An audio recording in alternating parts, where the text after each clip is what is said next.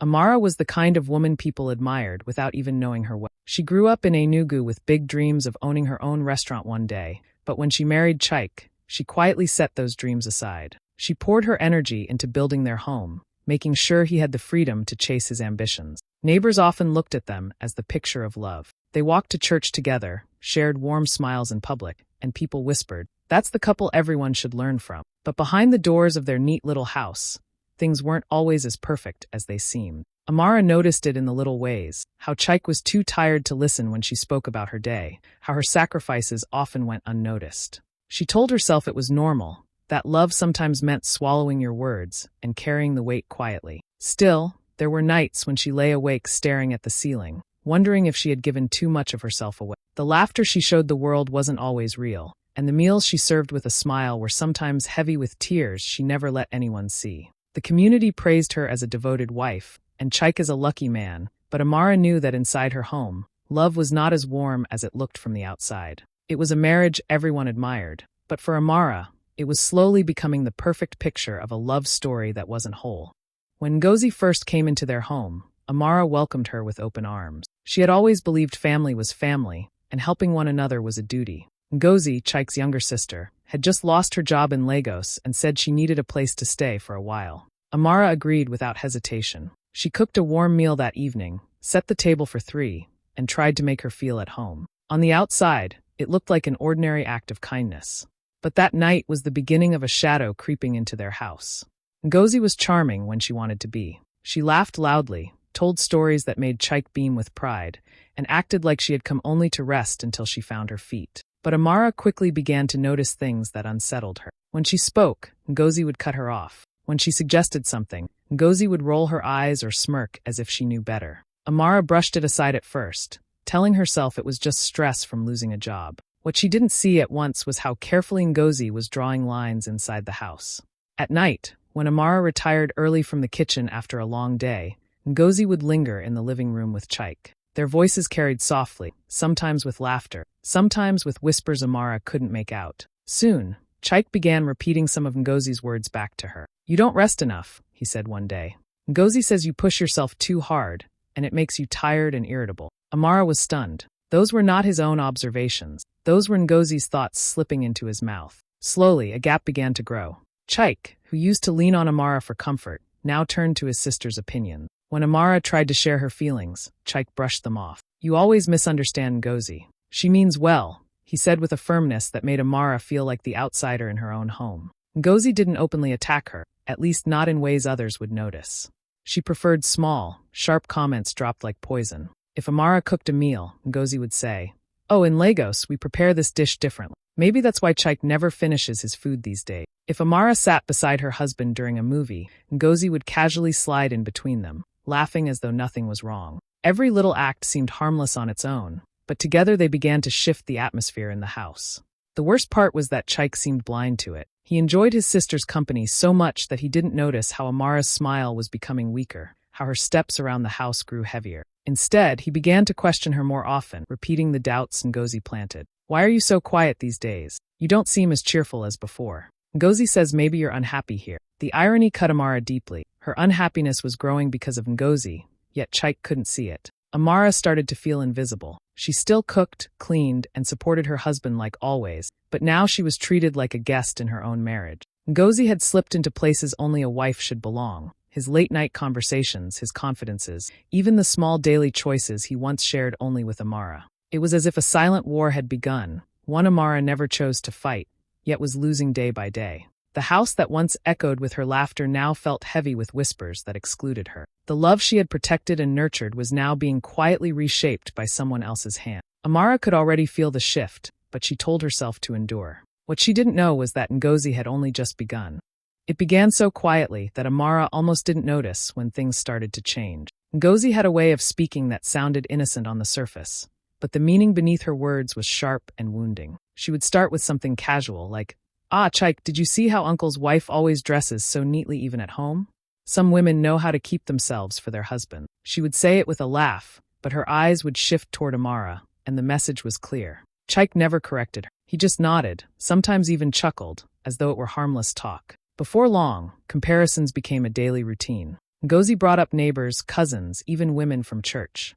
Chike, Sister Ifeoma, runs her own shop and still takes care of her husband's people. That is what real women do. Some wives only think about themselves. Amara would be right there, her hands tired from cooking or her body aching from cleaning. Yet Ngozi's words erased all her effort. Chike began to change under the weight of those whispers. Where he once noticed how hard Amara worked, now he seemed blind to it. He didn't see her waking before sunrise to prepare his breakfast, or how she spent her evenings planning small ways to stretch their money. Instead, he saw her through Ngozi's lens, a wife who wasn't doing enough, a woman who could never measure up to the perfect image Ngozi kept painting. The most painful part was when Ngozi twisted her words. If Amara politely disagreed on something, Ngozi would run to Chike later and say, "Brother, she doesn't really respect you. She talks as if she is against your family." And somehow Chike believed her. Soon he began to treat Amara's silence as guilt, her tiredness as laziness, her sacrifices as nothing at all. One evening, after Amara had spent hours preparing a special meal,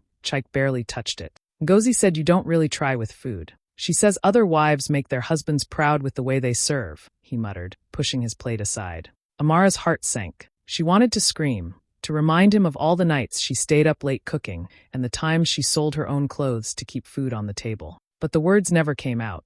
She swallowed her pain because she knew he wasn't ready to listen. Day by day, her husband slipped further away. He spent more time with Ngozi, laughing and sharing inside jokes that excluded her. He began to dismiss her opinions, waving his hand as if her voice didn't matter. The man who once called her his partner now treated her like a shadow standing in the background. Amara tried harder, hoping her patience would prove her love. She cooked more carefully, cleaned more thoroughly, and even gave up small things she enjoyed just to keep the peace. But no matter what she did, Ngozi found a way to poison it. "Brother, she's only pretending," she whispered. "She doesn't love you the way family does." In those moments, Amara felt like she was fading away. Her husband no longer saw her sacrifices, her loyalty, or the quiet strength she carried every day. All he saw was the picture Ngozi painted for him, a picture of a woman who wasn't good enough. And the saddest part was that he believed it. Amara's home, once her safe place, had turned into a battlefield she didn't know how to fight in. She wasn't facing her husband directly. She was fighting the shadows his sister cast over his mind.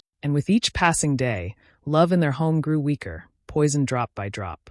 Family gatherings used to be moments Amara looked forward to. She loved cooking large pots of food, arranging plates, and watching everyone enjoy themselves. It gave her a sense of pride, knowing she was caring not only for her husband, but for his family too. But everything changed once Ngozi moved in. Those gatherings that once brought laughter began to feel like a stage where Amara was cast as the servant in her own home. It started subtly. The first time, Ngozi sat beside Chike at the table while Amara stayed busy in the kitchen. Amara thought it was just coincidence, maybe a small oversight. But soon it became the routine. Whenever relatives came around, Ngozi would take the honored seat next to her brother, laughing and talking while Amara ran back and forth carrying trays, pouring drinks, and making sure everyone had enough to eat. At first, she tried not to notice. She told herself that her role as hostess meant she should serve. But the whispers from the guests told a different story. A cousin once asked, half joking, "Ah, Amara, why don't you sit with us? Has Ngozi taken your place?"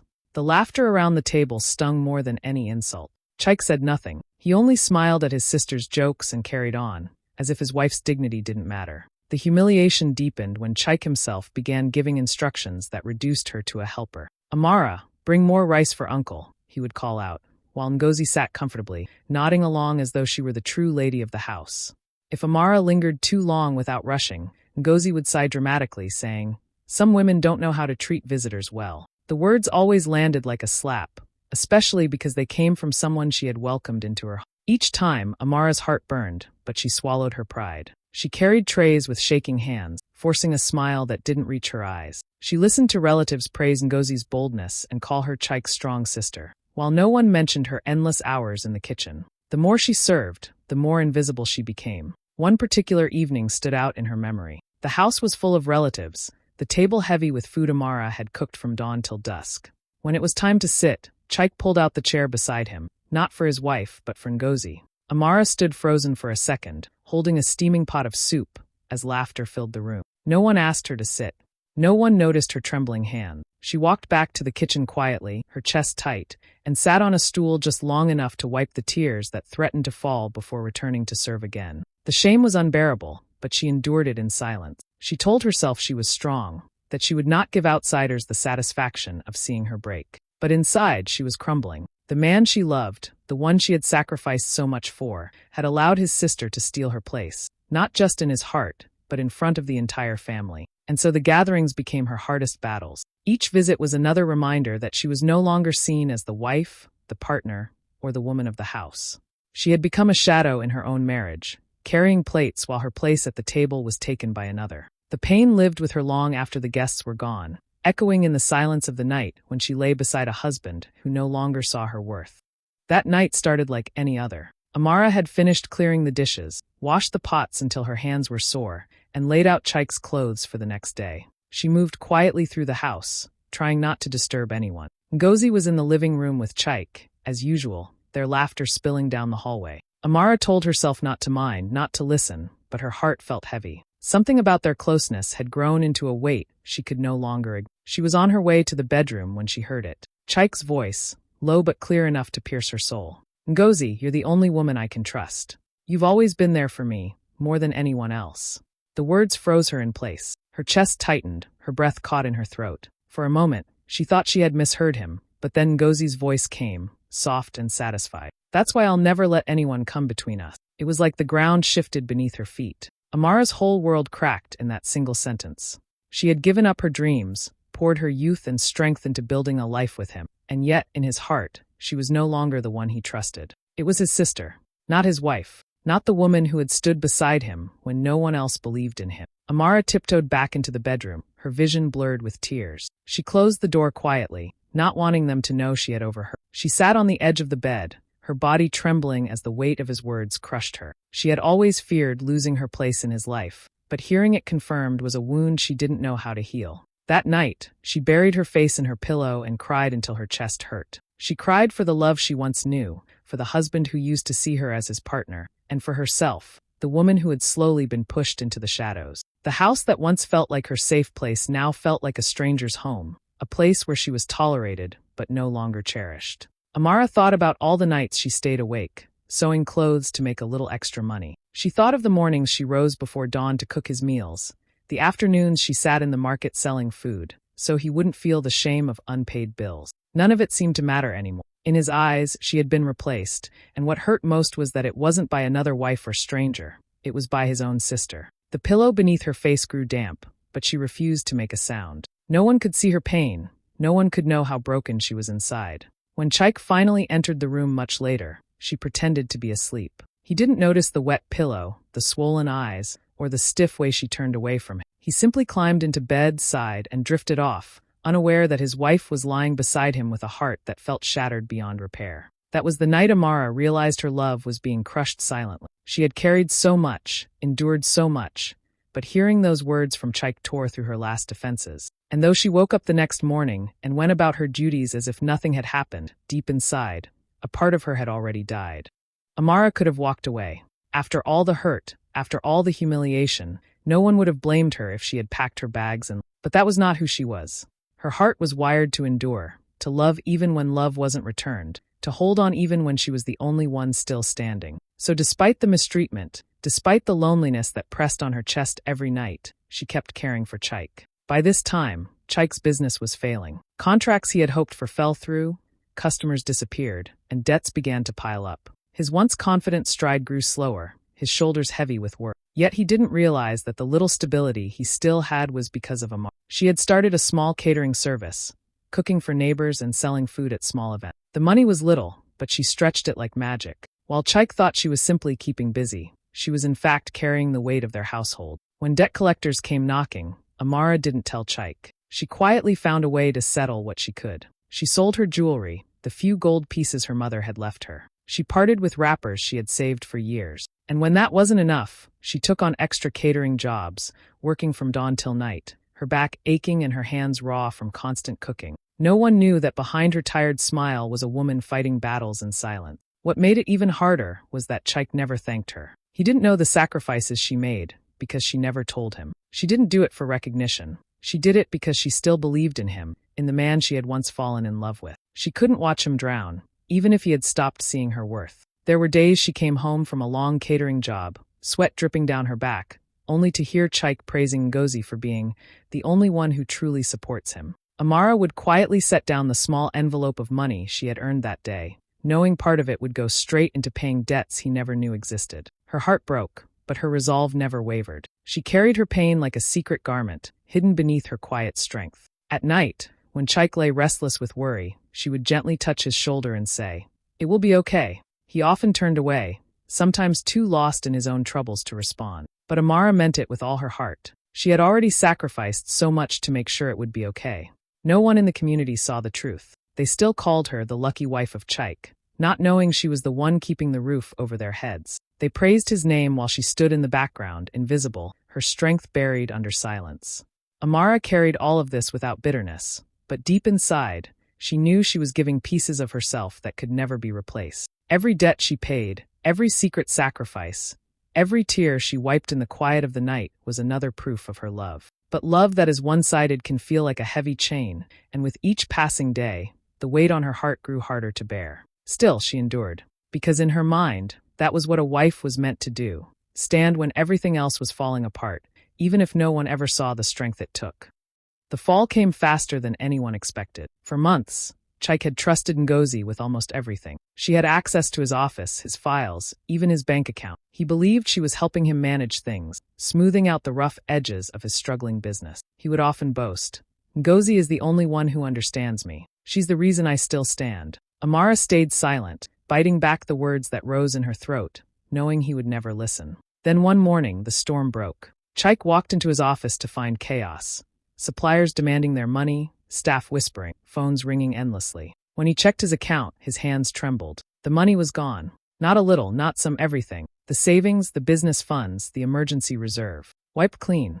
Ngozi had taken it all. At first, he refused to believe it. It must be a mistake, he told himself, sweat dripping down his face. But the truth slapped him hard when he tried calling her number, and it rang endlessly before switching off. She had disappeared, leaving nothing but ruin behind. News spread like wildfire. By evening, his business partners were already distancing themselves. Friends who once filled his table stopped answering his calls. Relatives who praised him as the pillar of the family now shook their heads in disappointment. How could Chike be so careless? They whispered. The man who once walked proudly through Enugu with his head high now found it hard to step outside without feeling the sting of shame. The collapse was brutal. Contracts were canceled. His office was locked up by creditors. People who once sought his help avoided him on the streets.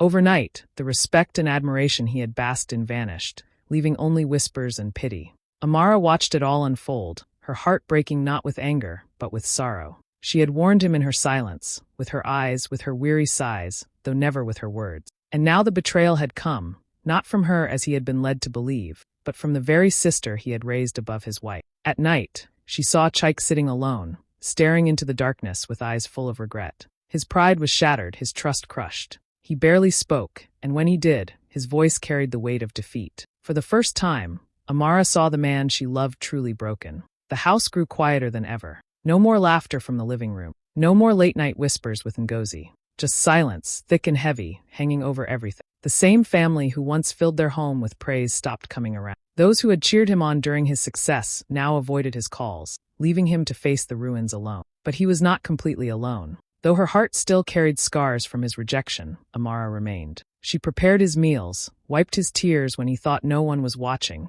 and reminded him to take one step at a time. She didn't throw his mistakes in his face. She didn't gloat or say, "I told you so." She simply stood by him, the way she always had, even when he didn't see her. Tragedy had struck like a thief in the night, tearing down everything Chike thought was secure. The woman he had trusted most betrayed him, and the woman he had doubted most was the only one left holding him up. For the first time, Chike began to realize what he had lost. Not just his business, not just his pride, but the love he had taken for granted all along.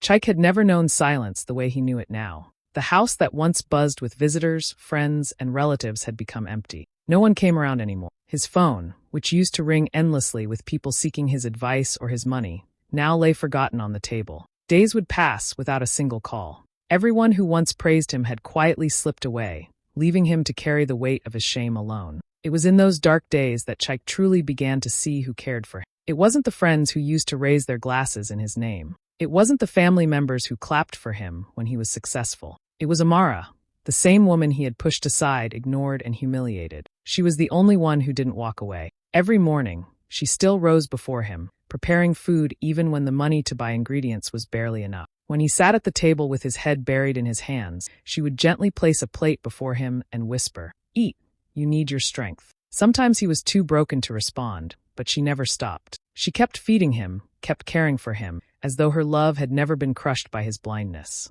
At night, when he lay restless, tossing and turning, it was Amara's quiet voice that calmed him. "You will rise again," she said softly. "This is not the end." Her words were simple, but they wrapped around him like a lifeline. He began to realize that while everyone else had celebrated his success, only Amara was willing to share his failure. The little things cut him the deepest. He noticed how she sold extra trays of food from her catering just to bring money into the house. He saw her going without new clothes, without jewelry, just so he wouldn't feel the shame of lack. And yet, she never once threw it in his face. She never said, "After all I did, you betrayed me." She never reminded him of the times he had chosen Ngozi over her. Instead, she carried her pain silently and kept standing beside him, as if her heart had never been broken. One evening, after a long day of rejection and unanswered calls, Chike came home and found her waiting with a simple meal. She placed the food before him, her eyes tired but kind. That was the moment he broke down. He saw her clearly for the first time, the woman who had been his true pillar all along. Not Ngozi, not his so-called friends, but Amara. The one he had hurt most was the one still standing with him when everyone else had vanished. The bitter realization hit him harder than the loss of his business. All the times he had dismissed her sacrifices, all the nights he had chosen his sister's whispers over her voice, all the moments he had made her feel invisible, he carried them now like chains around his neck. He saw the depth of her love, and it filled him with both gratitude and regret. In the ruins of his life, Chike finally understood the meaning of true care. It wasn't in loud praises or empty loyalty. It was in the quiet strength of a woman who fed him when he was starving, encouraged him when he was hopeless, and stayed by his side when the world turned its back. Amara had been the light he ignored, and now, in his darkest hour, she was the only light left. Chike could no longer hold it in. For weeks he had carried the shame of losing everything, but what weighed heavier than his business collapse was the truth about how he had treated Amara. Every time she placed food in front of him, every time she spoke gently to encourage him, her kindness pierced his heart like a blade. He knew he didn't deserve it. He knew he had failed her, not just as a husband, but as a man. One evening, as the sun sank low and the house was filled with quiet, Chike finally broke down. He sat across from Amara, his hands trembling, his eyes wet with tears he could no longer hide. "Amara," he whispered, his voice cracking, "I have wronged you." She looked at him, startled, her spoon pausing midair. Chike buried his face in his hands and sobbed like a child. The strong, proud man who once thought he had the world in his grasp was now broken, humbled, begging for something he wasn't sure he deserved, her forgiveness. "I ignored you," he confessed through tears. "I believed lies. I let Ngozi come between us. I made you feel invisible when you were the one holding me up all along. Please forgive me." The words poured out of him, raw and unpolished. He remembered the times he dismissed her sacrifices, the times he allowed her to be humiliated while he stayed silent, the nights he chose his sister's company over her. Each memory burned him now, and he couldn't stop crying. Amara's own eyes filled with tears. She had waited so long for him to see her pain, for him to finally acknowledge how much she had endured. Yet hearing him so broken stirred both compassion and sorrow inside her. She put down her spoon, reached across the table, and placed her hand gently on him. "Chike," she said softly, her voice trembling, "I forgave you long ago. I could not carry bitterness in my heart, even when you hurt me. But the truth is, things can never go back to the way they were." Her words cut deeper than a knife, but they were honest. She wasn't saying them to wound him. She was speaking the truth of her heart. She had forgiven, but she could not erase the scars his actions left behind. Trust once broken does not return overnight. Love once crushed cannot bloom again in the same way. Chike nodded, tears still streaming down his face. He understood. Forgiveness was a gift, but healing would take time, maybe even longer than he hoped. He would have to live every day proving he was a changed man, knowing that Amara's love had carried wounds that might never fully disappear. That night, they sat together in silence, hands still touching across the table. It was not the joyful closeness they once shared, but it was something new, a fragile beginning built on brokenness and truth. Chike felt relief in her forgiveness, yet the weight of regret stayed heavy on his chest. He wished he could turn back time, erase his blindness, and love her the way she deserved all along. But life doesn't give back what has already been lost. For Amara, the tears she shed that night were different. They were not tears of pain alone, but of release, of letting go of years of silent suffering. She knew her scars would always remind her of how close she had come to losing herself. Still, she chose to stay, not because she was weak, but because her heart still had room for love, even if it would never be the same. Their relationship was forever changed. Forgiveness had been given, regret had been confessed, but the innocence of their marriage was gone. What remained was fragile, but it was real. Two broken people, trying to build something new on the ruins of what they once destroyed. In the end, Chike's story was not just about betrayal or loss. It was about blindness. He had a treasure right beside him, a woman who gave up her dreams, carried his burdens, and loved him even when love was no longer easy. Yet he could not see her. He chose the voice that whispered poison instead of the one that offered quiet strength. And because of that choice, he almost destroyed his own home. Amara's love was the kind that doesn't make noise, the kind that sacrifices in silence. She fed him when he was hungry, paid his debts without telling him, and stood beside him when the world turned its back. That was true love, the kind people pray for but rarely find. Yet it was taken for granted, pushed aside, nearly broken. Chike's bitter realization came too late. He begged for forgiveness and Amara gave it, but forgiveness cannot erase scars. Their marriage would never return to what it once was. Trust had been cracked, and though love still remained, it now carried the weight of wounds that could not fully heal. The lesson is simple, yet heavy. Sometimes the people we overlook are the ones who hold us together. Sometimes the love we dismiss is the very love that saves us.